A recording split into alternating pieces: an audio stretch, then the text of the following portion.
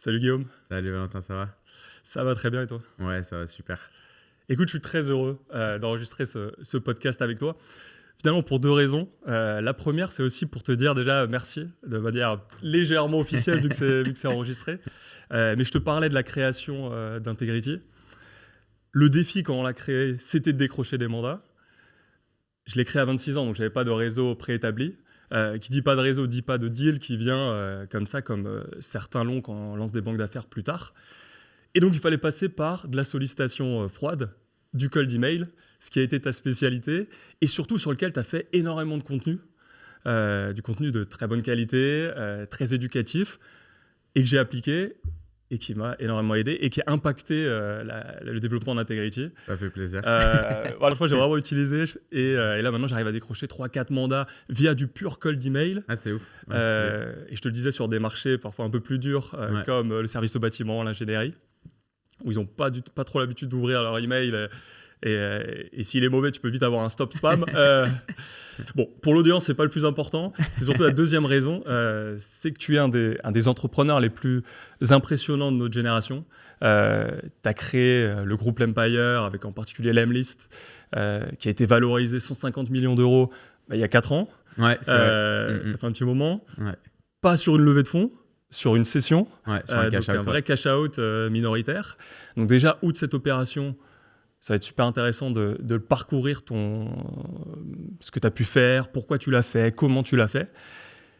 Mais à part cette opération, tu as aussi vendu une société totalement. Ouais. Tu as aussi eu une histoire géniale sur la levée de fonds. On va en revenir parce que moi, j'ai adoré. Donc je pense qu'il y a pas mal d'enseignements à tirer. Tu Ouais. m'expliques pourquoi tu l'as fait.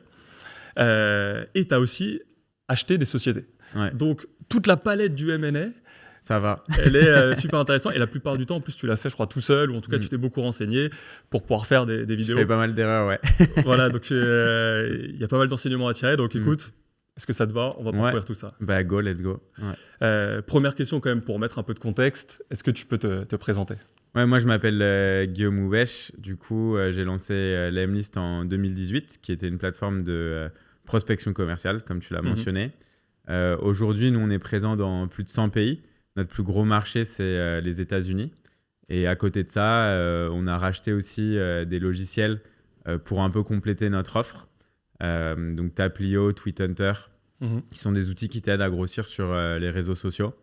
Notre objectif, en fait, et la vision globale, c'est de dire que plus le temps passe et plus on a accès à de la data, et plus, en fait, nous, on veut être le connecteur entre la personne, tu vois, qui a une idée ou un business, ou en tout cas qui sait résoudre un problème, et la personne qui a besoin de ce service ou de ce produit. Et plus tu as de data, plus en fait tu es capable de connecter les gens au bon moment avec le bon message. Et donc c'est un peu la vision long terme qu'on essaye de développer, où on pousse énormément l'intelligence artificielle, l'intent data, etc., etc. Donc un sujet finalement très tech, Très tech. qui aurait dû plaire aux VC. Bon, si on passe directement, je pense à 2020-2021, Ouais. qu'est-ce que tu t'es dit? Tu t'es dit, je vais tenter une levée de fonds. Ouais, Mais pourquoi? Qu'est-ce qui s'est passé? Est-ce que tu peux nous raconter cette histoire? Ouais, bien sûr, il y a plusieurs étapes. Donc déjà, il faut savoir qu'au tout départ, avec l'Emlist, moi, j'essaye de lever des fonds.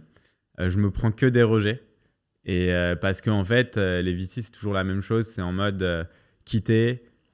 Comment est-ce que tu penses que tu peux réussir dans cette industrie alors que tu es basé en France, que les plus gros concurrents sont aux US, qu'ils ont levé des centaines de millions?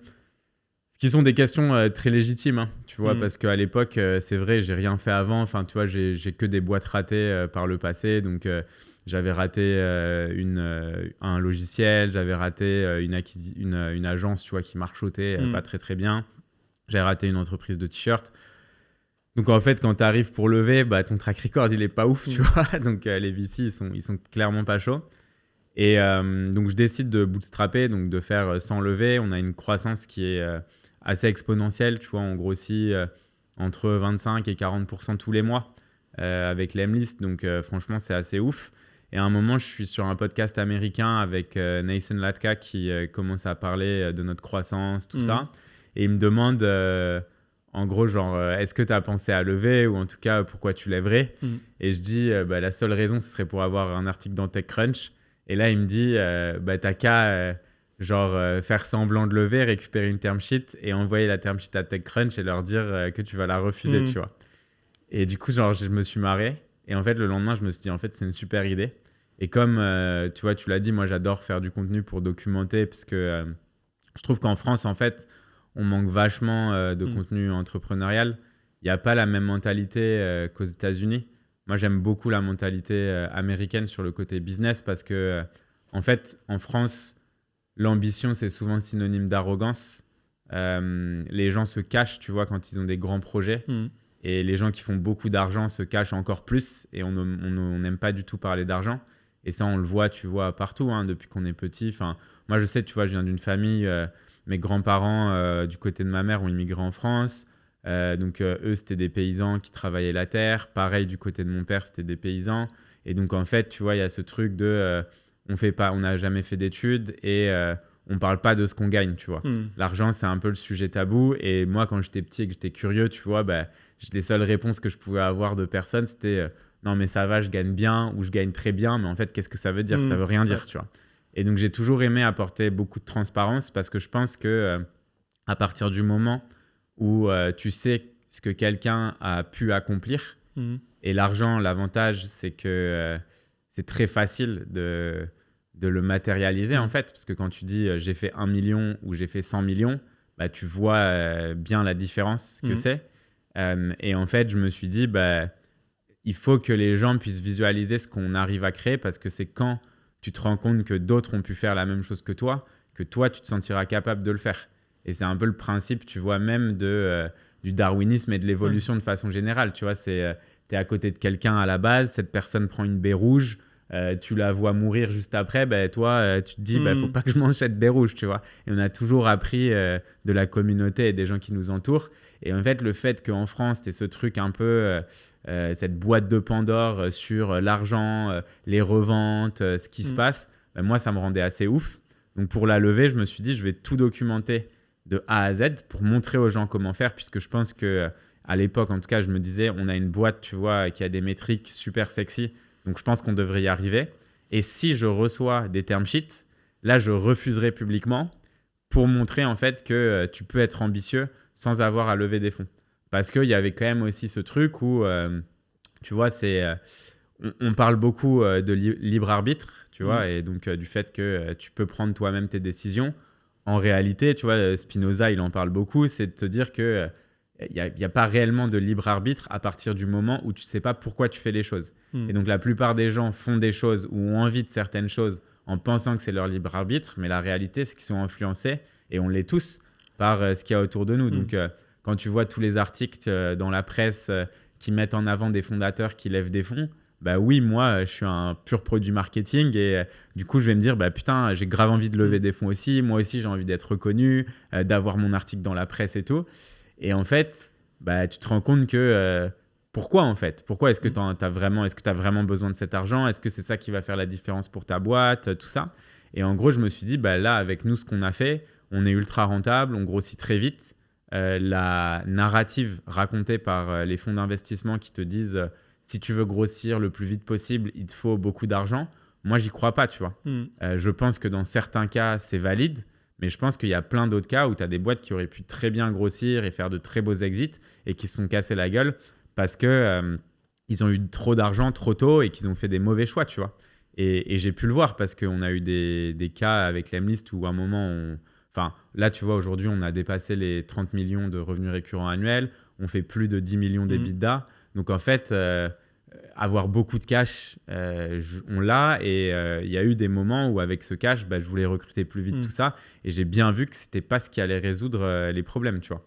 Et donc, surtout que si on s'arrête sur un petit sujet, quand même, c'est que les levées, et ce qu'on ne disait pas, et tu l'as dit de manière très intéressante dans une vidéo, c'est que ça amène des clauses dans ton pack d'actionnaires, et en particulier des liquidités préférentielles. Et c'est-à-dire, si je résume, je simplifie, tant que tu n'as pas vendu à X millions, donc plus que la valorisation que tu auras eue dans ta levée de fonds, le dirigeant, il ne va rien toucher. Et ça... Moi, je me fais contacter parfois par des entrepreneurs pour des sessions. Ça rend les sessions caduques parce que ça marche pas. C'est impossible. En fait, c'est jamais les intérêts, ils sont jamais alignés. Non. Et c'est en fait c'est très dur de se dire que, en gros, pour moi, la liquide préf, tu vois, nous, on a une liquide pref dans le cash out, mais moi, en fait, je trouvais ça normal puisque c'est du cash out. Tu vois, en fait, à partir du moment où, donc peut-être pour simplifier pour les gens qui écoutent, en gros, tu as cash in ou cash out. Cash in, c'est la levée de fonds classique, ça veut dire que l'argent va sur le compte de l'entreprise. Cash out, l'argent va sur le compte des fondateurs. Quand l'argent va sur le compte de l'entreprise, pour moi, en fait, c'est pas logique que les investisseurs aient cette liquide pref, ce qui va faire qu'eux vont récupérer leur argent en premier, en fait. Et donc ça, tu vois, et parfois, tu as des liquides pref avec justement des multiples. Donc certains investisseurs vont dire, bah non, s'il y a une vente, moi, je récupère 2 fois avant que vous puissiez vous servir. Donc, tu as plein de clauses comme ça qui peuvent être assez exotiques parfois. Et c'est justement ce côté un peu boîte de Pandore et tout qui fait que en fait, le pouvoir est toujours au VC. Parce que les VC, en fait, eux, ils s'accordent sur ce qu'ils appellent les clauses standards. Ouais. Standards de marché, alors qu'en vrai, ça n'existe pas. Et ça, et les fondateurs, en fait, qui arrivent à avoir des clauses non standards, entre guillemets, c'est des gens qui n'en parlent pas, en fait. Et qui le gardent et qui sont trop contents de l'avoir fait, qui, dans des dîners un peu privés, exclusifs, tu vois, vont le dire et vont être en mode non, mais en vrai, t'as moyen de faire autrement. Bah mec, en fait, pourquoi tu retournes pas le pouvoir et fais un article dessus et explique ce sur quoi il faut pas te faire niquer, tu vois. Et en fait, je trouve que c'est ce qui manque dans l'écosystème français où justement, les gens, en fait, ne partagent pas assez. Et du coup, moi, je me suis dit, bah, on a eu de la chance, tu vois, de vivre... j'ai eu de la chance de vivre plein de choses différentes. Donc, autant en parler et partager les apprentissages. Et donc, on a fait cette levée. On annonce une levée publiquement qu'on va lever 20 millions et tout. Je fais tout le process un peu en ligne avec une vidéo où je suis en train de pitcher à une investisseuse, etc. etc. Raconte-nous quand même, parce que là, je trouve ça intéressant. J'ai l'impression que... Qu'est-ce que tu te dis justement, tu es mis en relation, je crois, avec une par VC Roxane. US. Ouais, c'est ça. Roxane Varza qui est ultra sympa, qui a monté Station F. En fait, elle me dit, bah, tiens, je connais Pascal Dienne, qui est française, mais basée à San Francisco, qui, elle, est partenaire dans un fonds. Elle voudrait te rencontrer et tout. Donc, je la rencontre, ultra cool. Et à un moment, je lui dis, écoute, Pascal, moi, je vais me lancer en roadshow. J'ai envie de tout documenter. Est-ce que ça te va si on fait un live où tu me roast, tu vois, genre tu me poses les questions, tu me challenges sur le pitch, tout ça. Et du coup, on fait tout ça. Et à ce moment-là, je commence à recevoir, en fait, après ce pitch-là, des centaines de messages de VC, quoi. Et tous les plus gros fonds, que je ne vais pas citer tous, mais voilà, de toute façon, j'ai tout documenté. Et là, en fait, ça devient la folie et je me rends compte à quel point les gens ils sont hypés parce qu'on a partagé notre croissance, nos chiffres, nos métriques, enfin, tout est public, quoi.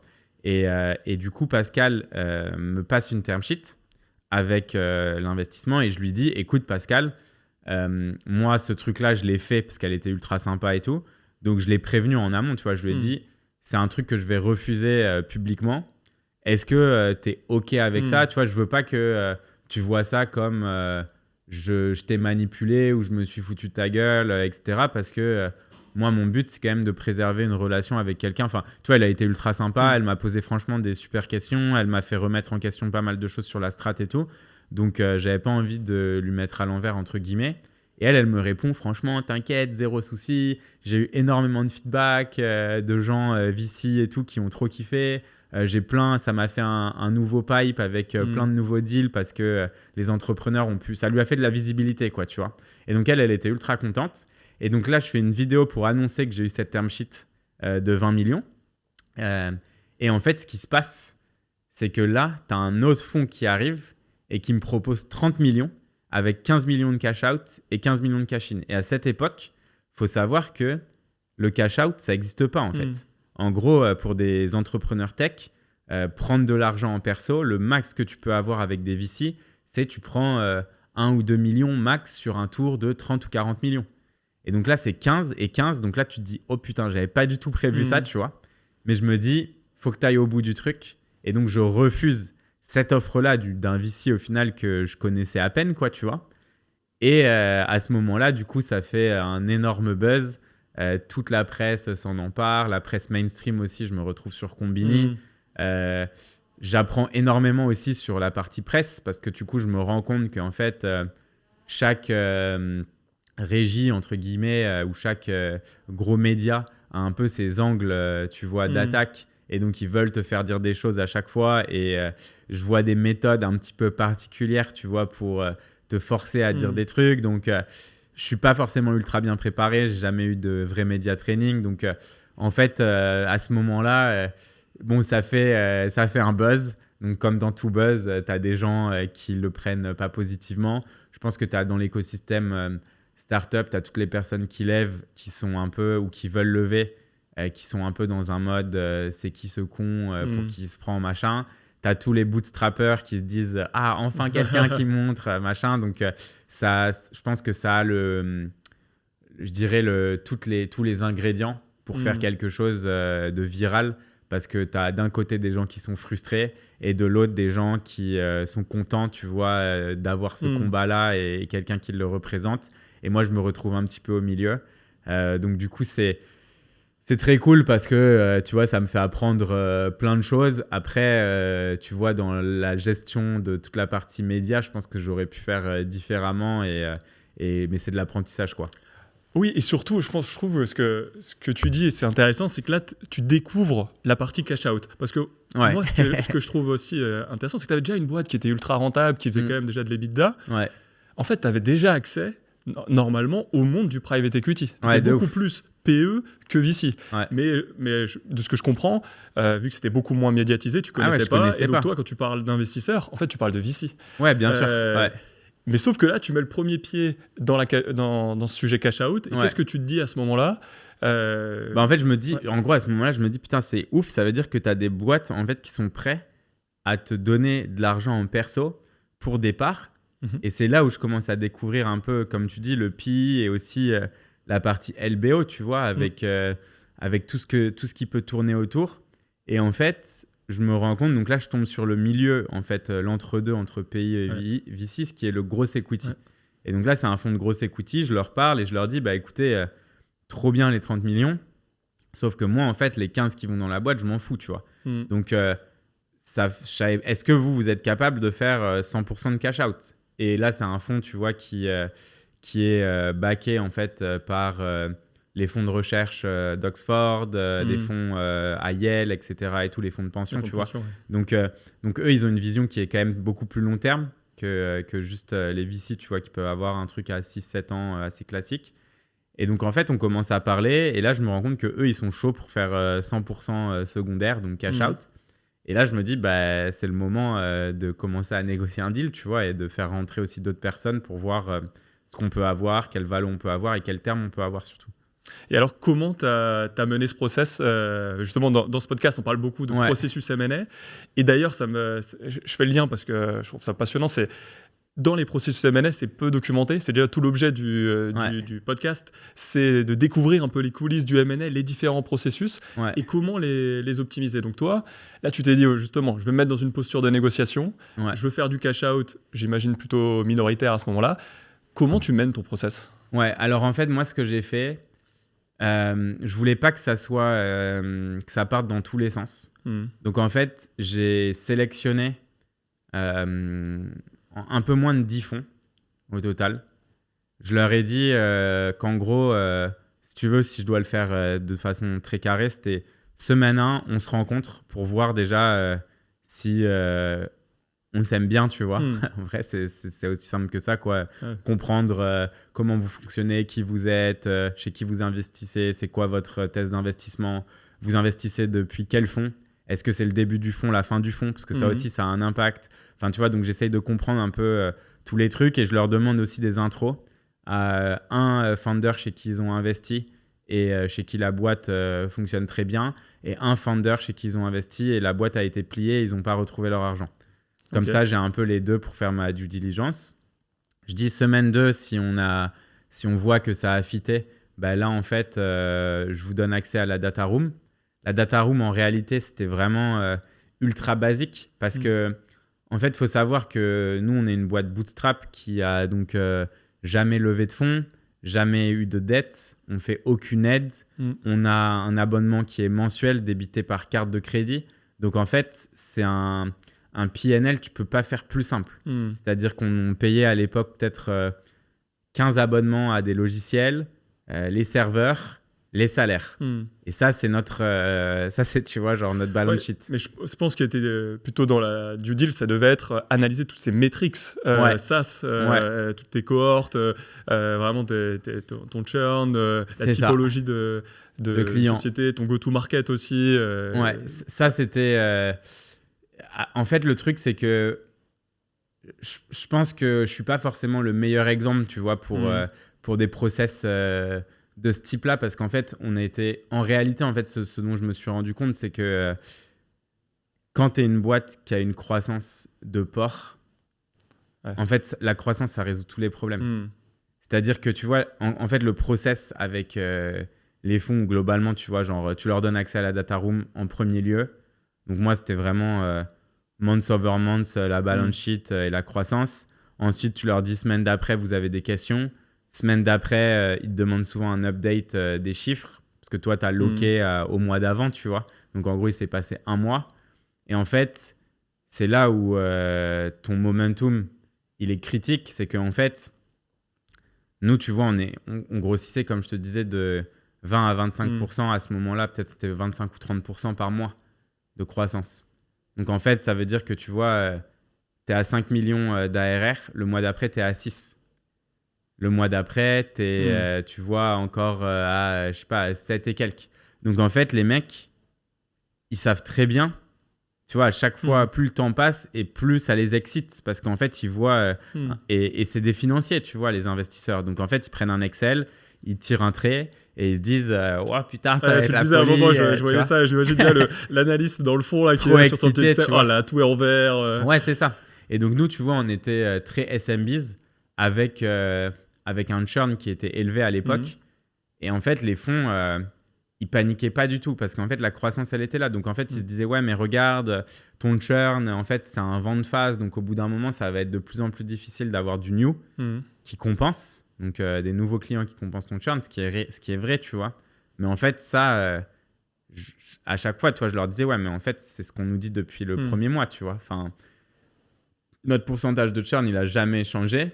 Mais notre croissance, elle est toujours la même, tu vois, parce que y a cet effet où le produit drive énormément de croissance et tout. Et donc, en fait, les problèmes n'étaient pas trop des problèmes puisque la croissance était là et que ça permettait de tout résoudre.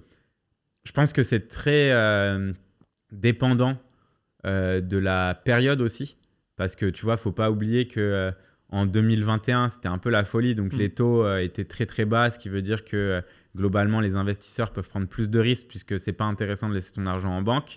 Donc, ils se tournent plus vers des plays de VC, private equity, etc.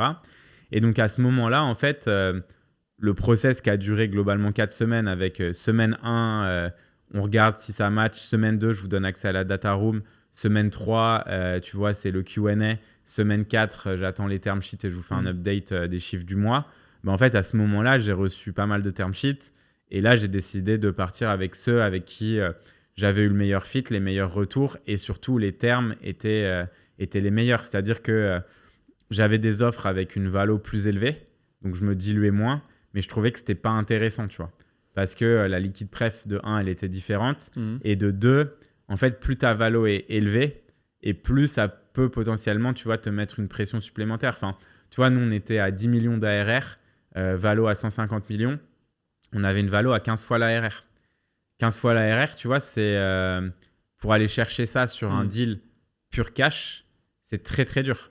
Tu vois, et avec les métriques qu'on avait, c'était pas réel par rapport à la boîte qu'on était. Par contre, est-ce que je me disais d'ici 2 ans, tu vois, est-ce que ça peut être sur un deal cash, tu vois, enfin, sur du SaaS, faire 15 à 20 fois un EBITDA de forward year, c'est très faire, tu vois, et ça, enfin, tu vois, ça se fait relativement facilement. Bah, tu vois, là, on est largement au-dessus de cette valo, donc c'est cool et ça veut dire que on a déjà dépassé ça largement, tu vois. Mais moi, dans ma tête, j'avais quand même ce truc de me dire, le plus gros de mon patrimoine, il reste dans la boîte, tu vois. Aujourd'hui, moi, j'ai encore quasiment 70% de la boîte. J'ai pas envie de me retrouver, tu vois, dans une situation où on a accepté une valo démesurée qu'on ne saura pas backer par la suite, en fait. Ouais, tu auras peut-être un impact dans la gouvernance. C'est ça que tu recherchais aussi. C'est finalement plus tu prouves aux investisseurs qui va faire son retour, plus il va te laisser les mains libres dans la gouvernance. D'autant plus si tu n'as pas de liquide préf qui te mettent toi la pression. Ouais. Mais ce que je retiens, moi je trouve intéressant comme enseignement, et après ma question, ça sera qu'est-ce que tu vas faire différemment, c'est surtout de créer un momentum. Dans les process M&A, surtout dans cette phase 2, où on est en roadshow, il faut vraiment créer un momentum, avoir des dates fixées pour que ça soit, pour être aussi mettre tout le monde au même niveau et qu'ils sentent qu'il y a concurrence et donc qu'on obtienne non plus une valeur intrinsèque de la société, mais une valeur aussi de compétition. Et si tu veux vraiment gagner, je pense qu'il faut être prêt à perdre. Tu vois, il faut être prêt à se retirer en fait. Et ça, la plupart des founders, ils sont pas prêts. En fait, je le vois trop souvent, tu vois, c'est que pour moi, en fait, les gens, tu vois, qui font traîner des trucs sur beaucoup trop longtemps, et pour une vente, c'est un peu différent, tu vois, mais pour une levée, parfois, je vois des gens, tu sais, qui sont en levée depuis 6 mois ou un truc comme ça. C'est pas smart, tu vois. Parce que, en fait, mieux vaut prendre moins d'argent et closer plus rapidement, mais être sharp, et comme ça, toi, tu as tes focus, que juste rester sur un truc ouvert et... mais ça, tu dis ça parce que tu avais une boîte rentable. Le problème de souvent, quand justement qui pousse à la levée au VC, c'est que les boîtes sont pas rentables. Voilà, il y a plus de cash dans 6 mois. En fait, ils sont en levée permanent jusqu'à 6 mois parce que ils ont pas le choix. Mais en fait, tu vois, tu as quand même toujours le choix. Tu peux te dire que ton objectif, c'est d'atteindre la rentabilité pour être dans la position où tu n'as pas besoin de lever. Ça, mais c'est vrai que ça marche si t'as pas d'investisseurs. Parce que sinon, eux aussi, ils vont dire non, mais non, on a levé, brûle du cash et tu vas réussir ta série A, série B ou autre. Et est-ce que tu ferais les choses différemment ? Sur quel aspect, peut-être de négociation ou autre, malgré qu'un deal à x15 l'ARR, c'est déjà très très fort. Est-ce que là, maintenant, avec le recul, tu ferais quelques éléments En fait, c'est compliqué, tu vois, de dire... Enfin, je pense honnêtement que j'ai quand même négocié genre assez... Enfin, les avocats avec qui j'étais, ils me disaient qu'ils n'avaient jamais vu ça, tu vois. Alors donc, peut-être, autre question, parce que je voyais dans tes contenus, et le fonds, c'est un fonds américain-anglais, non ? C'est ça c'est ça, exactement. Mais est-ce que tu as mis dans la boucle aussi d'autres fonds, en particulier les français ? Moi, là, j'ai fait un épisode avec un investisseur de growth chez Ardian, par exemple, qui aurait pu être dans la liste, je sais pas.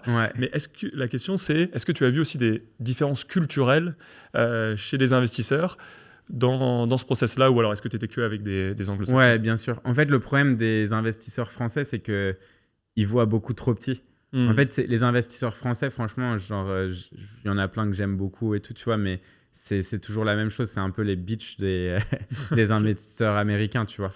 Enfin, si on est vraiment transparent, tu vois, c'est la vision d'un investisseur français, elle est toujours trop petit bras. En fait, aux États-Unis, ils voient beaucoup plus grand parce qu'ils ont un référentiel d'exit et d'IPO qui est beaucoup plus gros. En France, en fait, c'est quasi impossible, je pense, pour une boîte comme la nôtre de faire un deal avec des Français. Parce qu'en fait, les gens, ils disent, les Français, ils aiment bien essayer de se marketer en mode on est international et tout. C'est pas vrai, tu vois. En fait, ils ont tellement l'habitude de dealer avec des boîtes qui sont sur le marché français et européen que quand toi, tu es une boîte, nous, tu vois, la majorité de nos clients, ils sont basés aux US, ben, en fait, ça sort de leur référentiel. Donc, en fait, directement, ils n'ont pas en tête les mêmes conditions, les mêmes valos et tout, parce que l'exit pour eux, c'est pas... c'est quasiment pas envisageable, tu vois.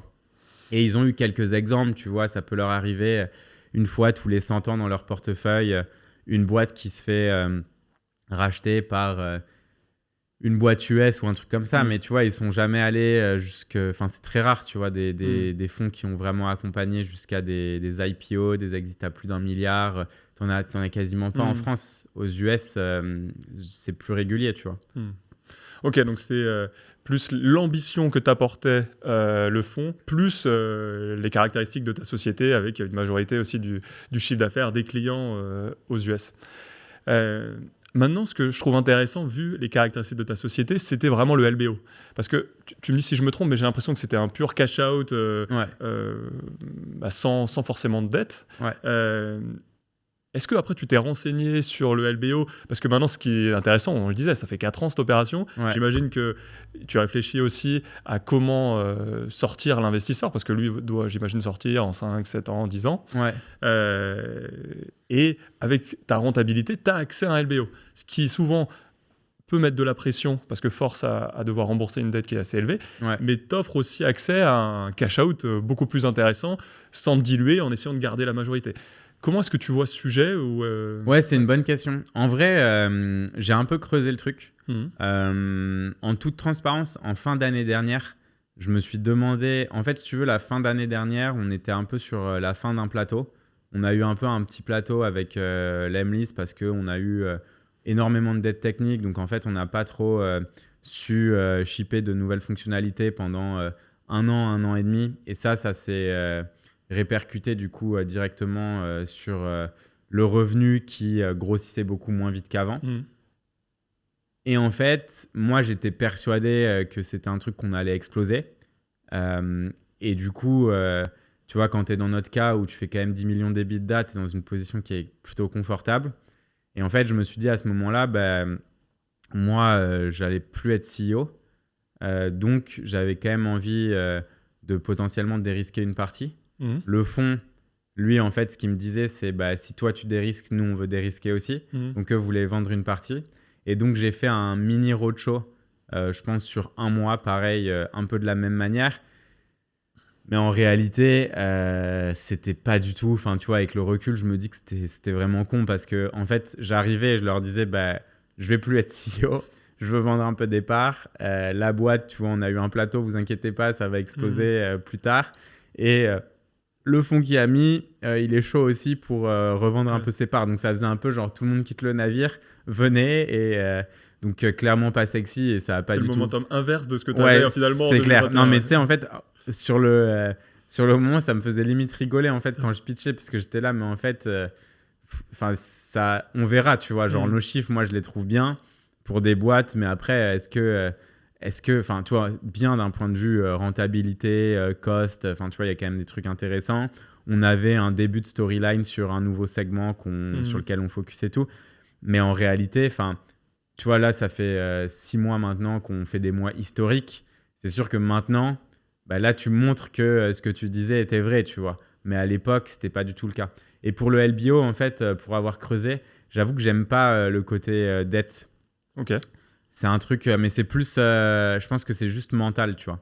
Parce qu'en fait, c'est rare quand même d'avoir des LBO où t'es vraiment pas caution, tu vois, via ta holding ou autre. Et donc, je trouve qu'en fait, ça enlève le côté, t'as un investisseur qui prend un vrai risque. Oui. Et tu vois, là, c'est une banque avec un taux, tu vois, assez classique. Comme tu dis, c'est de la dette, quoi. Et donc... tu sentais que ça te faisait porter un risque. En fait, c'est peut-être pas. Ouais, je préfère prendre un levier, tu vois, de dette sur des choses où je sais que le risque il est très petit, tu vois. C'est quand même, ça reste, c'est une boîte tech, tu vois. Tu as des innovations technologiques qui arrivent, tu as plein de choses qui peuvent se passer. Voilà, tu vois, l'immobilier, je pense que c'est un truc quand tu as du levier bancaire, en fait, tu peux hedger sur ton bien et tu sais qu'à titre personnel, t'es pas emmerdé, tu vois. Et ça, tu vois, ça me pose pas trop de problèmes mentalement. Te dire que en fait, cette opération peut toi potentiellement te mettre dans la merde parce que à côté de ça, t'es pas très liquide parce que tu as investi à plein d'endroits. Je trouve pas ça ouf en fait. Je trouve que ça rajoute de la pression alors que ce genre d'opération elle est censée t'en enlever, tu vois. Ok. Et donc autre option finalement pour continuer dans ton equity story, c'est peut-être la cession à un autre corporate. C'était ça. Et là. Ma question, quelles sont un peu tes bonnes pratiques, tes conseils pour positionner une société intéressante pour des gros acquéreurs? C'est souvent pas les mêmes grilles de lecture qu'un investisseur d'ailleurs pur equity, qu'un investisseur LBO. Et là, un corporate. Quelle est un peu toi ta stratégie pour te rendre attractif, pour valoriser au mieux la société? Outre ce que je veux dire, outre sa valeur intrinsèque et ses chiffres, est-ce que tu as des petits tips pour te dire ce genre de détails, ça plaît aux acquéreurs? C'est une très bonne question. En fait, je pense qu'il y a plusieurs, je dirais qu'il y a plusieurs niveaux pour rendre une boîte attractive. Il y a un livre qui est cool, c'est Build to Sell, tu vois. Donc, en fait, c'est t'expliquer que si tu veux vendre ta boîte, il faut faire une boîte qui soit vendable. Donc, boîte vendable, ça veut dire que, en fait, il faut comprendre ce qui fait que les gens achètent une boîte et pourquoi ils l'achètent. Est-ce qu'aujourd'hui, des gens rachètent vraiment une boîte que pour son EBITDA en tech? Non. Tu vois, genre en tech, ce qu'ils rachètent, c'est plus de la croissance et de la net rétention. Donc en fait, aujourd'hui, les boîtes, elles sont over-indexed sur leur net rétention. Donc il faut que ton churn soit le plus bas possible. Donc en gros, c'est te poser la question, comment est-ce que toi, tu peux faire pour maximiser ta croissance et diminuer ton churn, quitte à vachement diminuer ton EBITDA. Donc en fait, un des conseils que je donnerais pour les gens qui sont dans la tech et qui se disent potentiellement j'ai envie de vendre dans 2 ou 3 ans, c'est déjà, tu vois, de commencer à bosser avec des banques d'AF ou des gens, tu vois, spécialisés en M&A, leur donner accès un peu aux métriques et qui taillent le projet, tu vois. Genre, c'est quoi les points les plus faibles et si tu veux faire une boîte qui se vend bien, voilà typiquement ce qu'il faudrait avoir comme métrique. Et comme ça te donne un peu des objectifs, des targets à atteindre afin que tu puisses construire toute l'histoire de pourquoi tu as atteint ces targets, comment tu as fait. Et je trouve que globalement, en fait, il y a beaucoup de choix que tu fais pas quand tu es fondateur, un peu par flemme ou par manque de courage, alors qu'en réalité, je trouve que une boîte qui se vend bien, c'est quand même un beau business. Tu vois, donc je vais prendre un exemple tout con, tu vois, et je peux le prendre avec Lemlist parce que c'est l'exemple que je connais le mieux, tu vois, mais c'est de te dire que on a un churn qui était élevé. Pourquoi ? Parce qu'en fait, notre targeting, on ciblait les petits business. Donc en fait, les petits business, ça veut dire quoi ? Ça veut dire que dedans, on avait des entrepreneurs, on avait des gens qui venaient de recruter leur premier sales, on avait des gens qui venaient de recruter leur premier head of growth ou peu importe. Mais en fait, ces gens-là, qu'est-ce qui se passe ? Le nombre de premiers sales qui se fait virer, c'est énorme. Donc, le nombre de boîtes qui ne réussit pas, c'est énorme. Donc, en fait, ça veut dire que peu importe ce qu'on va faire, nous, d'un point de vue produit pour ces gens-là, en fait, on ne peut pas créer un business pour eux, tu vois. Nous, ce qu'on fait, c'est qu'on te met en contact avec des gens qui ont un problème que toi, tu peux résoudre, tu vois, et de façon automatisée au maximum. Mais si ton business, il est pourri, en fait, il est pourri, tu vois, et on ne pourra rien faire. Et donc, ce qui faisait que globalement, notre churn était très élevé parce qu'en fait, on avait ces clients pourris, quoi, tu vois. Et j'adore aider les entrepreneurs, tu vois, philosophiquement, c'est un projet que je kiffe, je trouve que c'est stylé. Mais si moi, j'ai envie de faire une boîte qui continue de vraiment scaler et qui marche ultra bien, ça ne peut pas être avec cette cible. C'est pas possible, tu vois. Et donc là, c'est à ce moment-là où tu étudies tes cohortes et tu te rends compte, en fait, toutes les équipes sales entre 4 et 100 commerciaux, quand ils sont chez nous, en fait, ils voient énormément de valeur. Et comme ils voient tellement de valeur et que leurs sales atteignent leurs objectifs, en fait, ils rajoutent plus de sales. Donc, en fait, ils dépensent plus d'argent puisque tu fais payer au siège et ainsi de suite. Donc, en fait, tout le monde est gagnant. Et là, d'un coup, tu te rends compte que juste en étant parti d'une analyse très financière, de te dire il faut que mon churn diminue si un jour j'ai envie de revendre ma boîte. Donc, pourquoi est-ce que j'ai du churn ? Donc, pourquoi je cible potentiellement les mauvaises personnes ? En fait, toute ta stratégie de boîte, elle va changer, tu vois. Et aujourd'hui, nous, tu vois, sur le segment équipe sales 4 à 100 commerciaux, en fait, on a une rétention supérieure à 100%. Et d'un coup, tu vois, tu as ton histoire. Et évidemment, tu vois, c'est pas du jour au lendemain où tu changes ton taux de churn global. Parce que, en fait, ta base, ce qui va se passer, c'est qu'elle va être remplacée petit à petit par les clients de meilleure qualité qui ont une rétention supérieure, ce qui va faire diminuer ton taux de churn. Et ce qu'il faut montrer, en fait, potentiellement à un racheteur potentiel, c'est que ce segment, il grossit plus vite que tes autres segments et qu'il a une meilleure rétention, tu vois. Et après, c'est un truc, je trouve que c'est assez excitant, en fait, comme façon de penser parce que ça te donne des vrais objectifs, tu vois.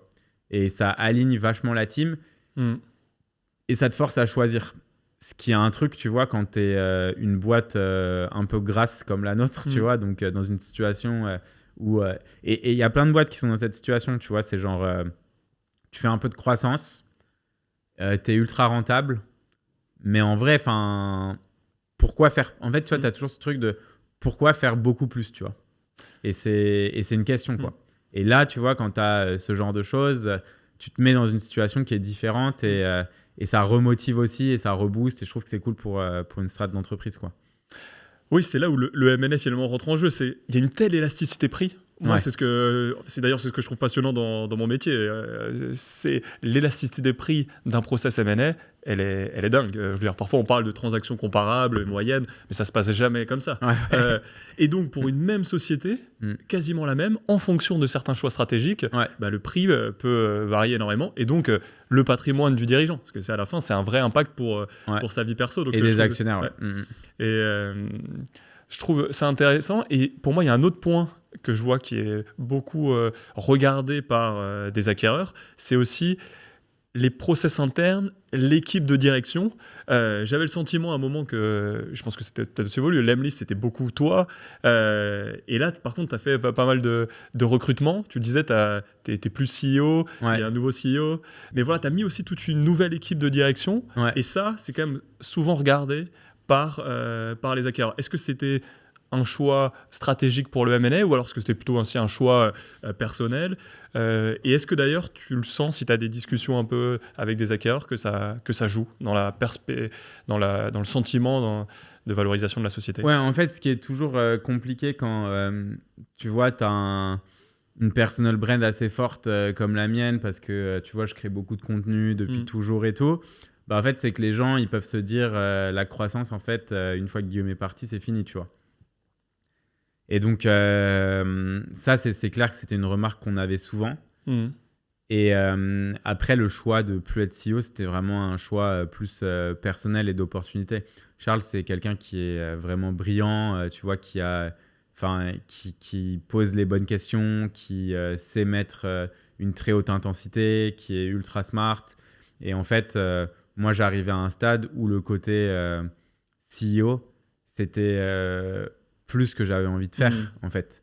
Ça faisait 7 ans, tu vois, et je sais que moi, ma zone de génie, elle est plutôt dans la création, en fait, moi, je suis quelqu'un de très créatif, donc c'est quelque chose qui me plaît.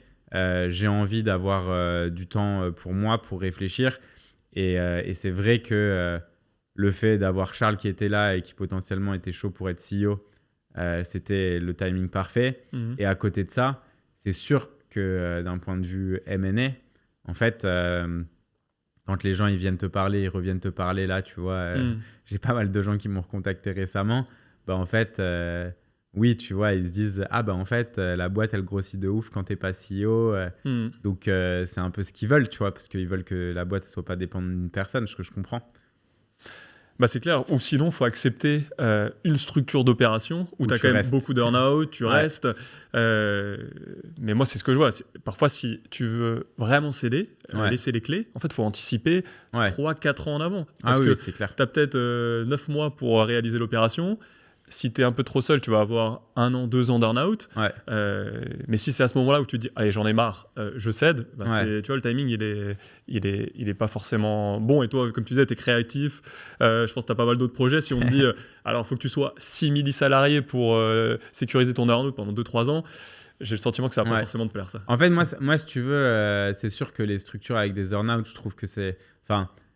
Tout dépend en fait de ce qui est mis en place, tu vois. Et après, il y a des choses... je pense qu'en fait, c'est comme tout, tu vois. C'est des contrats, tu vois. Les contrats, il faut que tu les lises bien, il faut que tu comprennes bien les tenants et les aboutissants. Un earn-out, tu vois, de 3 ans, je trouve que c'est beaucoup trop long, ça n'a aucun sens. Après 1 ou 2 ans, quand les conditions et les rôles sont ultra bien définis et le scope est ultra bien défini, ça peut faire sens, tu vois, dans certains cas. Mais pour ça, tu vois, je pense que ça dépend vraiment des profils. C'est ça dépend pour moi du stade. C'est-à-dire que si on a encore énormément d'énergie, on cède plutôt pour continuer à grandir. Là, l'earn-out fait beaucoup de sens. Si on cède parce qu'on est arrivé au bout d'un cycle, c'est là où l'earn-out est extrêmement démotivant et en fait, ça va pas fonctionner. Par contre, ça fait un super lien avec une des questions que j'avais sur toi, tes croissances externes, sur les acquisitions que tu as pu faire. as beaucoup aussi documenté ce sujet, je pense que tu as beaucoup appris. Ouais. Est-ce que tu peux nous donner tes bonnes pratiques ou déjà la manière dont tu as fait Ouais. pour acquérir des sociétés et proposer des structures d'acquisition qui te semblaient pertinentes? En fait, je pense que je dirais le premier point, et c'est ça qui est cool avec le M&A, c'est que tu peux être ultra créatif. Il y a zéro limite dans le type de deal que tu peux faire. Tu vois, la plupart des gens pensent que c'est de l'argent maintenant et de l'argent en fonction d'une durée de temps que tu restes dans la boîte. C'est faux, tu vois. Tu peux faire un deal qui est archi complexe avec, et ultra précis sur un taux de marge à respecter, un taux de croissance à garder, des boosters si la croissance est supérieure à X. Et en fait, tu peux faire des modèles qui sont archi complexes si tu as envie afin de s'adapter, tu vois, à tous les besoins qui sont autour de la table. Mais le premier point, je pense, qui est le plus important, c'est comprendre pourquoi la personne, elle vend. Tu vois, et c'est des raisons qui sont en général assez deep. Enfin, tu vois, moi, les gens, les boîtes que j'ai rachetées, c'était founders qui ont monté des boîtes avant, qui n'ont pas marché, où ils ont passé potentiellement 3, 4, 5 ans à faire un projet qui ne marche pas. Là, ils sont sur un projet qui marche et du coup, qui grossit vite et ils ne savent pas si ça va durer éternellement. Et donc, ils sont dans cette phase de doute à se dire, c'est peut-être le moment de vendre pour que moi, personnellement, je puisse avoir assez d'argent pour détenir ma résidence principale et potentiellement pouvoir placer un petit peu à côté pour pouvoir bosser sur tous les projets sur lesquels j'ai envie de bosser pour les 10 prochaines années, tu vois. Et donc, c'est ce besoin de liberté qui est quand même qu'on retrouve très souvent, je pense, chez les fondateurs. Et la raison pour laquelle je comprends ça, c'est parce que je suis passé par là, tu vois. Et donc, une fois que tu as ça, c'est là où tu te dis comment tu structures tes deals. Et en fait, moi, je pense qu'il y a des barrières, tu vois, qui sont symboliques pour les fondateurs. Tu vois, la barrière du million, c'est une barrière qui est symbolique. La barrière du 10 millions, c'est une barrière qui est symbolique. La barrière du 100 millions, c'est une barrière qui est symbolique. Et donc, quand tu n'as jamais rien revendu, le fait de pouvoir prendre 1 million dans ta poche, en fait, c'est symbolique parce que quand tu en parles, en fait, tu as un exit à 7 chiffres. Tu vois, et ça, c'est un truc, les gens, ils le sous-estiment, mais c'est très fort, tu vois. Donc, moi, je savais que pour faire des deals par rapport aux boîtes que je rachetais, en fait, il fallait qu'il y ait un minimum de cash upfront. Mais par contre, comme je n'avais pas du tout le cash pour faire des deals full cash, tout ça, je me disais, autant garder les gens dans une structure la plus light possible, c'est-à-dire où ils ont la full autonomie avec des budgets qui sont déterminés par rapport à la croissance et à la rentabilité, avec des paliers à atteindre et ces paliers qui débloquent beaucoup de cash pour qu'ils puissent atteindre ce palier de 8 chiffres, tu vois. Et donc, une fois que tu as ça et que tu crées un peu cette histoire avec les gens, c'est là où tu peux commencer à tweaker. Et comment tu définis en fait ces paliers et aussi l'argent, tu vois, que les gens vont toucher. Moi, en fait, je l'ai fait de façon assez simple. Je voulais que le cash qui rentre puisse financer le rachat. Donc, tu vois, je te donne des exemples très concrets, mais j'ai racheté une boîte qui initialement faisait 1 million d'ARR. J'ai donné 2 millions en cash, donc 2 fois l'ARR. La boîte margeait à plus de 50%. J'ai fait l'offre, en fait, quand ils étaient à 1 million. Au moment où j'ai racheté, la boîte était à 1,8. Donc, tu vois, déjà, ça avait grossi vraiment beaucoup. À 2 millions, ils avaient le premier palier qui était 1 million en cash. Donc, pareil, tu vois, pourquoi ? Parce que c'était 50% de ce que toi, tu touches sur un an. Donc, tu vois, ça faisait que ça repayait assez facilement. Après, tu avais des paliers à 4, à 6, à 8 et 9 et 10, tu vois. Et donc, en fait, ça, c'est des trucs, tu vois, où à chaque fois que tu as des paliers, tu sais que tu peux donner à la personne et toi, tu sais qu'en fait, ton deal, il a été financé en partie par le cash qui a été généré puisque ta marge, en fait, elle est fixe, tu vois. Ouais, ce que je trouve intéressant, c'est que toi, tu mets une importance dans des valeurs symboliques. Ouais. Et moi, je le vois quand je parle avec des dirigeants, c'est totalement vrai. On parle de 1 million de cash out et c'est peut-être sous-estimé par des acquéreurs, ils sont trop cons. Qui sont trop Excel, en fait. Ouais. Qui sont trop, quand quelqu'un va te dire je t'achète à 950, En fait, c'est débile. Enfin, je trouve que c'est débile, tu vois.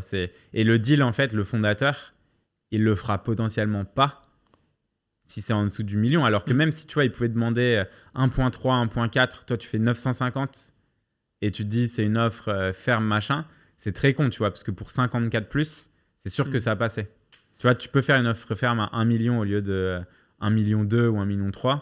Dans la tête de la personne, c'est psychologique. C'est pareil pour l'immobilier et les apparts que tu achètes, tu vois. Donc, élément psychologique, symbolique au départ, gros earn-out.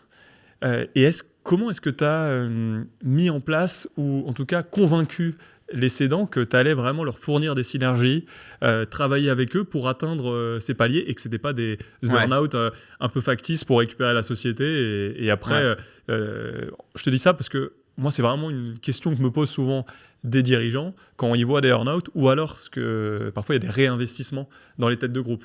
Comment toi, est-ce que tu as sécurisé ou convaincu ces personnes-là? C'était déjà, tu vois, leur donner un pourcentage dont eux seuls sont maîtres, en fait. Donc, c'est quel pourcentage de l'ARR tu as le droit d'investir pour ta croissance. Donc, déjà, tu vois, quand tu as ça, sachant qu'eux, ils managent la boîte et ils la pilotent depuis 2-3 ans, en fait, ils voient qu'ils n'ont jamais dépensé plus que X. Donc, en fait, ils se disent, ça nous laisse quand même une grosse marge pour dépenser pas mal de trucs, tout ça. Ça, c'est le premier point. Ensuite, second point, c'est de la confiance. Tu vois, parce que, tu vois, si on est transparent, moi, je pense qu'on les a bien aidés pour faire grossir notamment Taplio, tu vois, qui était sur LinkedIn, parce que dans toute la boîte post sur LinkedIn, on est très présent. Moi, j'ai une grosse personal brand parce que la plupart des gros influenceurs LinkedIn, en fait, ils me connaissaient et donc j'ai pu les introduire, etc. De leur côté, je pense qu'ils se disent ils nous ont pas assez aidés, tu vois. Et en fait, je trouve que quoi qu'il arrive et quoi que tu fasses, en fait, la vérité, elle est toujours plus ou moins au milieu. Moi, je sais qu'on a mis des ressources clairement puisque on a recruté des gens, on les a aidés dans le recrutement. J'ai fait moi-même des messages pour aller recruter et faire de la chasse. Tu vois, donc il y a des choses qui sont factuelles. Après, tu vois, pour eux, c'est pas assez.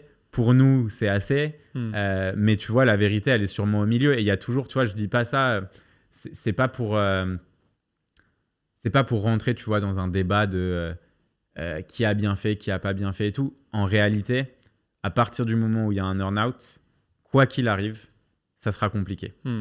Si la personne n'arrive pas à atteindre la totalité de ses paliers, pour X ou Y raison, tu vois, parce que en réalité, tu vois, les deux personnes à qui on a racheté la boîte, qui étaient deux co-founders, en fait, les deux ont eu des visions qui étaient différentes, tu vois, à un moment. Il y en avait un qui avait touché... les deux avaient touché 2 ou 3 paliers, ce qui avait globalement quasiment triplé l'argent qu'ils avaient fait. Et pour un, c'était suffisant parce qu'il avait acheté sa maison, sa résidence secondaire, investi de l'argent à côté, il était bien, tu vois, il n'avait pas besoin de plus. Et l'autre avait beaucoup plus d'ambition, avait envie de faire plus de thunes. Et donc, il y a eu un peu cette tension entre les deux qui a fait que de base, tu vois, en fait, toi, et toi, tu es dans l'histoire aussi, tu vois. Donc, en fait, ça a complexifié. Enfin, ce que je veux dire par là, c'est qu'en 2 ans, il peut se passer énormément de choses, surtout à l'échelle d'un entrepreneur. On le sait, tu vois, 1 an, c'est un peu genre... c'est un peu l'âge de chat, l'entrepreneur, quoi. Tu vois, 1 an, c'est 8 ans, quoi. Tu vois, ce que tu vis en termes d'intensité, d'expérience, tout ça, c'est décuplé. Et ben en fait, ça, c'est des choses que tu ne contrôles pas. Et moi, je pars du principe, honnêtement, que si ton deal... Mais ça, c'est très perso, hein. Mais si on va prendre 2 cas en me mettant à la place d'un entrepreneur. Si c'est ma première boîte et que je la revends, tu vois, la première fois que j'ai revendu un projet SaaS à 100%, en vrai, le deal, il était nul. C'était pas un deal ouf. Le cash up front, il était pas assez élevé. Et l'earn-out, il paraissait stylé.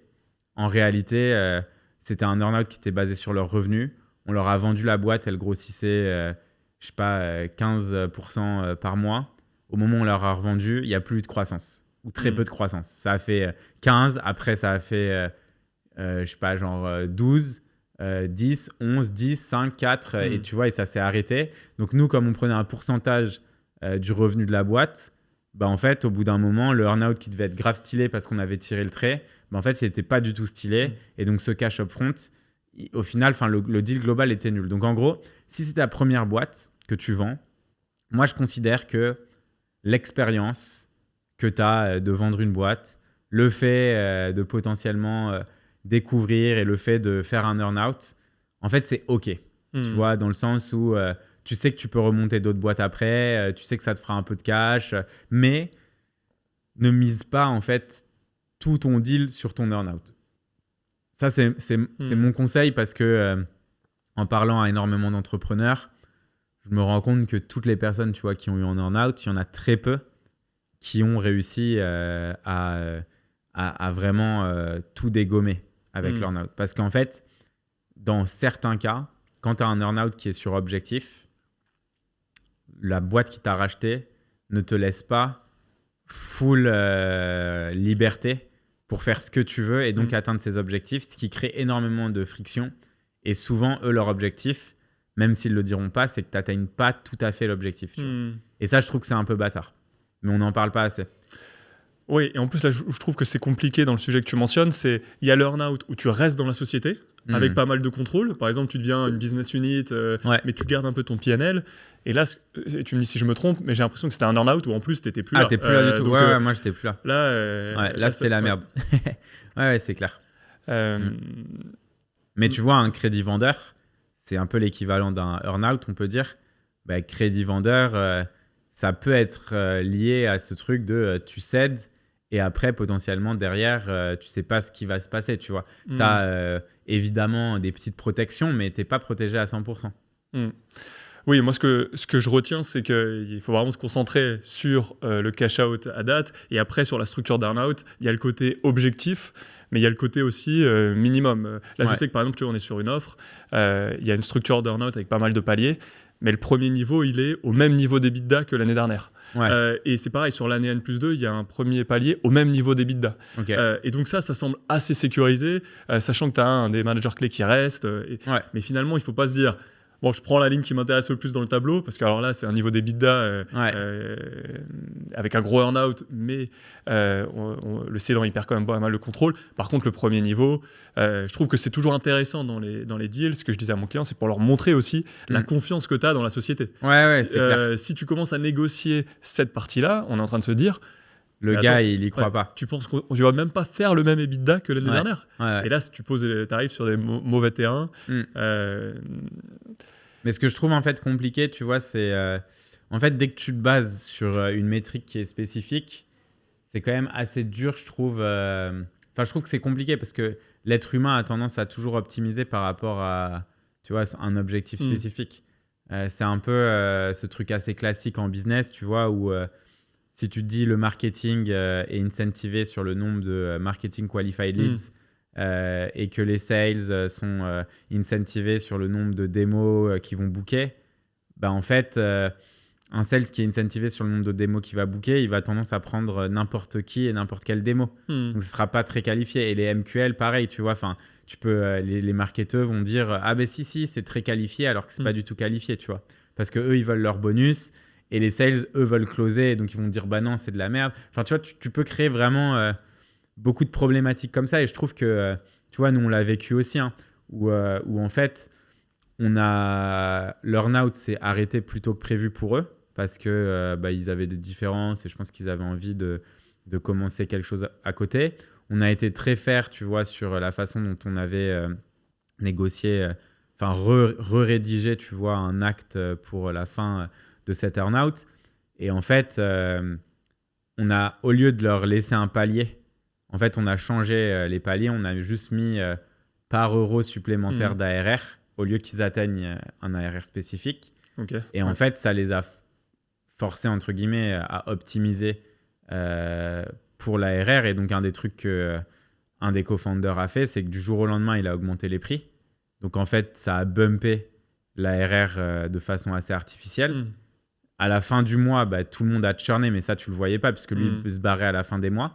Ensuite, il a réactivé des gens qui avaient annulé leur abonnement. Donc, en fait, tu vois, tu peux faire des trucs de pirate que tu ferais jamais si c'était ta boîte et c'est toi qui la runnerais. Donc, eux, ça leur a permis de prendre de l'argent en plus. Nous, tu vois, c'est un truc qu'on a essuyé sur quasiment 1 an, tu vois, pour reconstruire la confiance, rembourser les gens qui devaient être remboursés. Après, tu vois, tu as changé ton prix et tu le rebaisses. Donc, mentalement aussi, c'est pas des... Tu vois, il y a quand même des trucs... faut faire gaffe, tu vois, dans la façon dont tu rédiges. Et je trouve que, tu vois, pour moi, c'est un peu la limite où je trouve que ça peut être un peu border parfois, tu vois, quand tu as des gens qui font des choses comme ça, quoi. Et est-ce que tu as envisagé l'autre option qu'on voit là, parfois, nous, sur des opérations où c'est un réinvestissement dans une tête de groupe, par exemple, qui peut être sous LBO. Est-ce que tu as envisagé des acquisitions où ils n'ont pas un earn-out sur leur société, sur cette nouvelle business unit, mais qu'ils intègrent le groupe Empire ou je sais pas, la tête de groupe pour avoir une incentive parfaitement alignée avec toi. Par contre, ça touche à ton capital au même niveau que toi. Qu'est-ce que tu penses de ce sujet ? C'est un bon sujet. En fait, je pense que honnêtement, sur des marchés privés, je trouve que c'est difficile. Sur un marché public, je trouve que c'est un truc cool parce que tu vois, tu te fais racheter, je sais pas moi, par HubSpot, boîte cotée, tu sais que tu as un deal qui est en action et en cash et tu as la valeur des actions qui est actée. Bah, en fait, je trouve que l'incentive, il est clair. Mais là, tu vois, pourquoi je parle d'action et pas de cash, c'est parce que c'est quasiment corrélé et tu as aussi beaucoup de deals qui se font par des actions et je le vois. En fait, je le vois souvent dans des boîtes qui ont levé énormément, tu vois, genre qui ont des valos qui sont totalement décorrélés de la réalité. Et du coup, comme ils ont des valos totalement pourris, bah, en fait, ils se disent tiens, mon equity, de toute façon, je sais qu'elle vaut rien. Je vais donner des BSPCE ou des stocks. Et donc, tu fais croire. Et c'est un très bon exemple, c'est Biril, tu vois, qui a été racheté soi-disant 500 millions. C'est pas du tout le cas. En fait, là, le deal, il y a une grosse partie qui est en action à la dernière valo. Donc, en fait, si ta valo, c'est, je sais pas moi, 1 milliard et que tu donnes 10% en action, bah, en fait, tu peux dire j'ai donné 100 millions. Et donc, dans la presse, tu vas avoir l'impression que c'est un énorme deal, alors qu'en fait, c'est pas vraiment 100 millions. C'est des BSPCE à la valo 1 milliard et donc tu as 10%. Donc, ça veut dire que tu as un droit d'achat de ces actions à 100 millions. Mais tu vois, tout le monde va faire ce raccourci afin de gonfler les chiffres. Les gens n'achèteront jamais ces actions parce que c'est beaucoup trop élevé. Et donc, par conséquent, ils se retrouveront avec rien, tu vois. Et je pense que... pareil, tu vois, c'est un peu ça, je trouve que c'est un peu des techniques de financiers filous pour les BSPCE, pour abuser. Tu as fait une super vidéo là-dessus, je pense, qui explique bien et qui était vraiment dans les packages startup. Mais on disait vite, je te donne 2%. Mais en fait, non, c'était 2% à une valo levée. Donc, tu n'allais avoir que le delta. Bien sûr. C'est compliqué.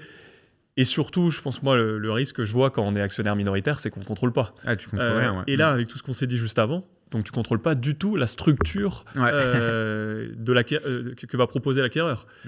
Et donc là, tu vois, tu peux vite te retrouver, alors tu n'es pas dans les earn-out.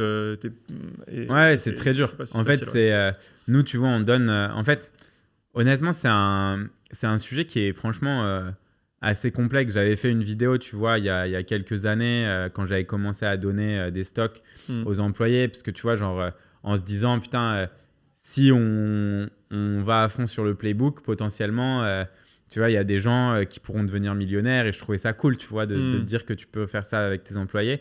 En réalité, c'est quand même très compliqué, tu vois, parce que déjà, quand tu regardes la réalité du nombre de boîtes qui se font racheter, en fait, c'est un pourcentage qui est infime. Et donc, en fait, tu n'as pas envie... Enfin, tu vois, moi, j'essaye d'être le plus transparent possible avec tout le monde tout le temps. Et en fait, c'est une possibilité, mais qui a un pourcentage de réussite qui est ultra faible.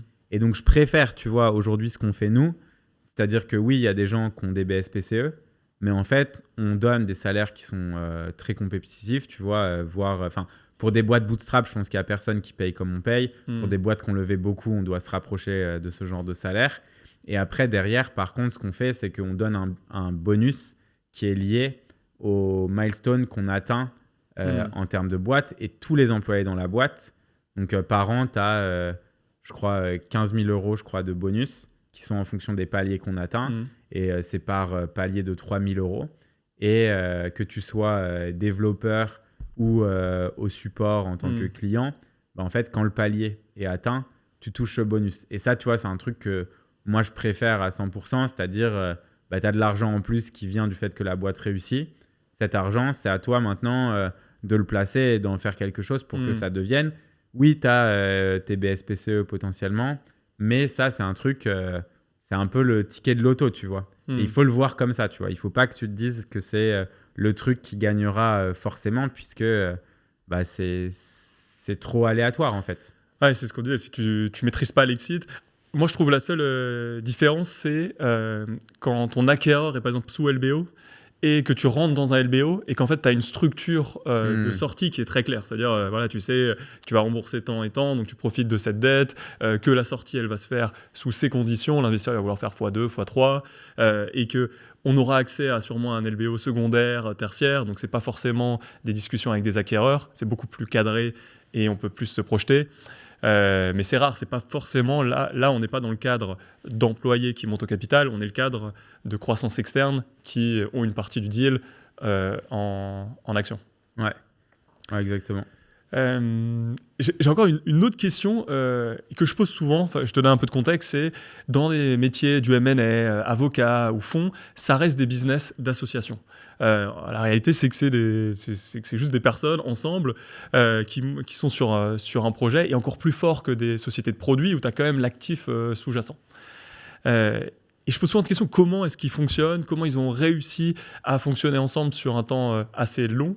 Et toi, je sais que c'était comme un élément aussi central de l'Emlist, ton association. Et quels sont tes conseils, les bonnes pratiques que tu donnerais pour réussir une association, alors qui est peut-être applicable à une société de produits, mais qui pourrait être aussi similaire pour une société de services? Ouais, c'est une bonne question. En fait, je pense que le truc que je conseille, c'est tu as un questionnaire, tu vois, que tu peux retrouver sur le site de Y Combinator. Je crois que tu as genre 50 questions à poser à ton co-founder. Et c'est un truc, en fait, je pense que c'est les questions qu'il faut se poser, tu vois. C'est genre, donc je vais te donner des exemples, mais ça va être est-ce que tu veux travailler beaucoup? Oui ou non? Si les deux disent oui, ok, ça veut dire quoi travailler beaucoup, tu vois? Donc est-ce que c'est travailler le week-end? Si je t'envoie un message le week-end, tu réponds ou tu réponds pas?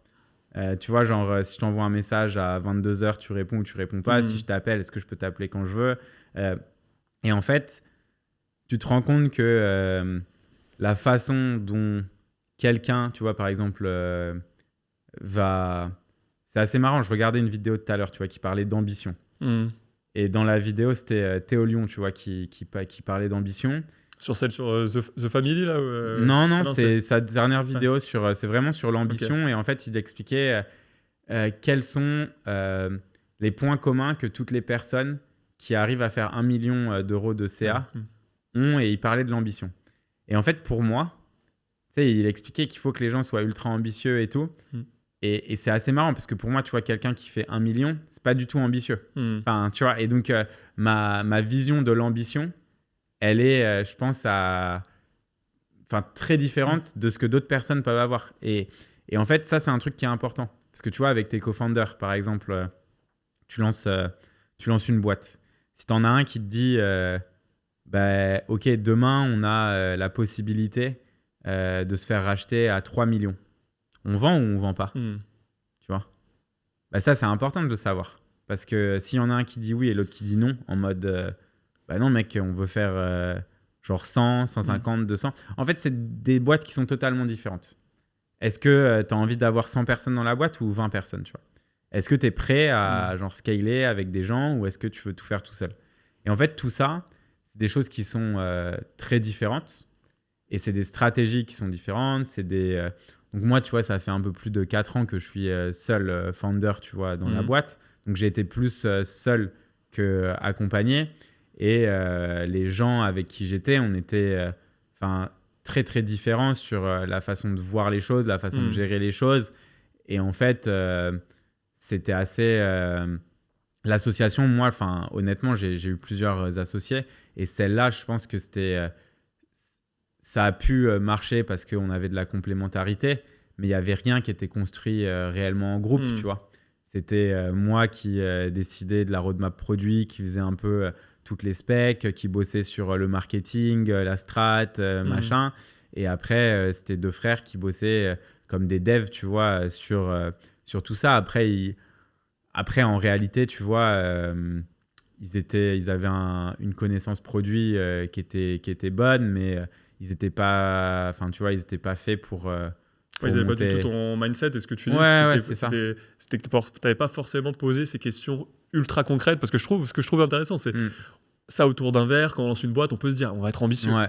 Mais c'est vrai que si tu détailles pas, et même de manière chiffrée, ce que tu t'estimes être ambitieux, tu peux utiliser les mêmes mots alors qu'on n'est pas du tout sur la même vision. Ouais, c'est clair. Mais en fait, tu vois, en réalité, je pense que nous, on n'avait pas une relation d'associés. Parce qu'en fait, on se voyait très, très rarement.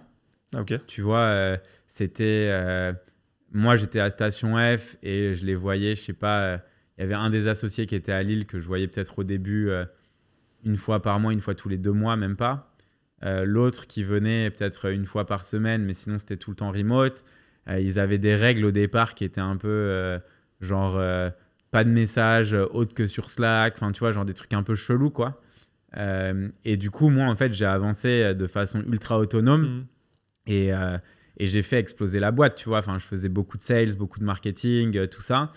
Et c'est quand la boîte a commencé à ultra bien marcher et tout que là, tu vois, ils ont voulu commencer à passer plus de temps, tu vois. Mais c'était un petit peu...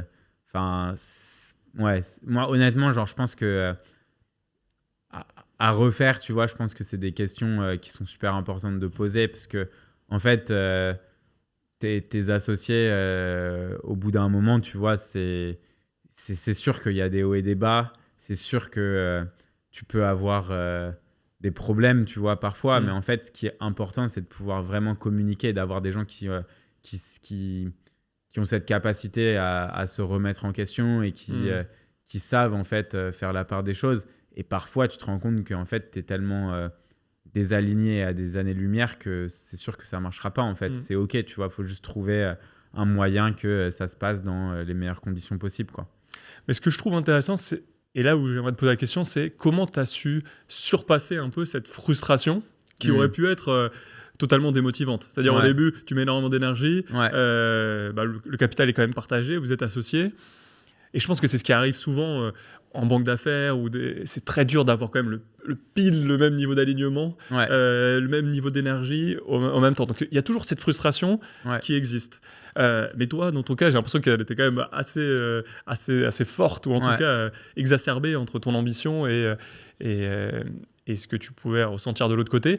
Comment tu as su surpasser cette éventuelle frustration pour garder cette énergie sans te dire, attends, je vais créer une autre boîte, en fait. Au bout de 6 mois, te dire... en fait, il y a eu plusieurs fois où je me suis posé la question, tu vois, parce que, en fait, nous, on a pris un coach, tu vois, pour nous aider dans la relation et tout. Et en fait, c'est des histoires après, tu vois, qui sont quand même assez personnelles. Et tu vois, et je peux pas mentionner la raison pour laquelle ils sont partis, 2 frères qui sont partis donc pour des raisons personnelles il y a un peu plus de 4 ans. Mais en fait, si tu veux, et j'en parlais ouvertement à l'époque aussi, tu vois, c'est qu'il y a un moment où tu as des personnalités, tu as des gens qui veulent certaines choses. Et en fait, il y a un moment où quand tu es un business, ton objectif, c'est de faire de la croissance, tu vois. Et ça, il y a un moment où moi, en fait, j'ai pas eu trop de mal, et je pense depuis le début, tu vois, à me mettre un peu des œillères et être en mode machine et juste avancer, tu vois. Et l'objectif, c'était d'avoir un produit que je pouvais vendre. Au début, il était dégueulasse et horrible, mais j'arrivais quand même à le vendre. Et donc, j'ai continué à faire ça et le produit s'est amélioré. Et petit à petit, tu vois, c'est devenu un bon produit, puis un très bon produit, et maintenant un des meilleurs produits au monde, tu vois, pour de la prospection. Donc, en réalité, tu vois, je pense que ce qui est important, tu vois, c'est de savoir pourquoi tu fais les choses. Moi, je savais que mon objectif, c'était d'avoir un maximum d'impact.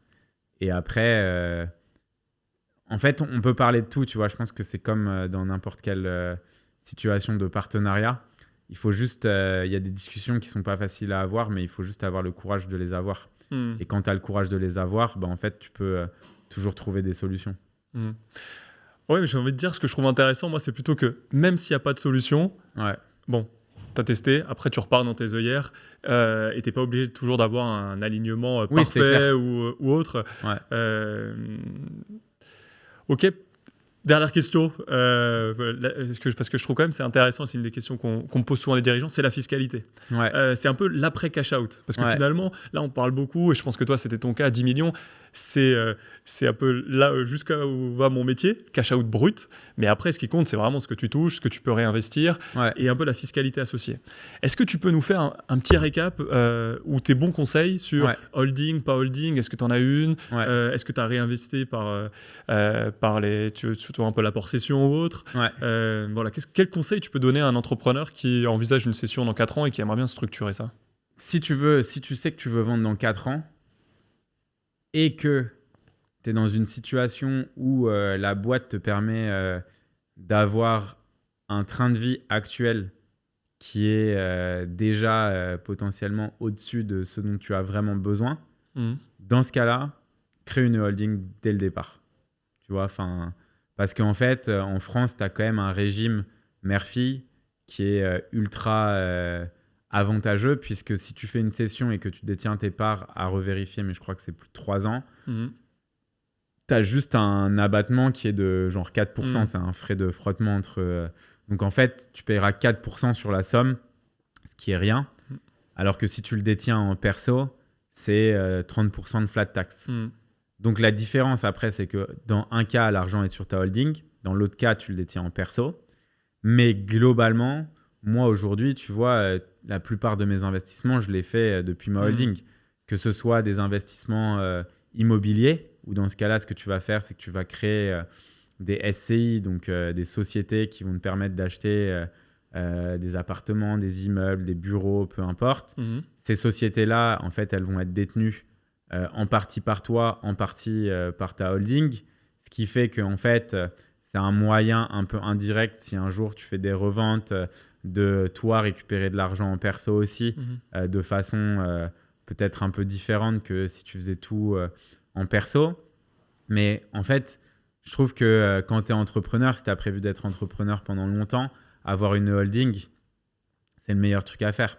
Tu vois, détenir mes investissements, j'ai investi, je sais pas, dans peut-être 30 boîtes, 30 startups, les avoir en perso, ça sert à rien, tu vois. J'ai aucun avantage à faire, ce qui veut dire que du coup, via ma holding, je peux investir techniquement 30% de plus que ce que j'investirais, ce qui est beaucoup, tu vois. Bah écoute Guillaume, merci beaucoup pour avoir partagé tout ton parcours avec toutes ces étapes qui sont liées au M&A. C'est intéressant plaisir. d'avoir cette approche entrepreneur sur pas mal de questions que je pose parfois plutôt à des banquiers ou à des avocats. Donc merci beaucoup. Avec plaisir, trop cool.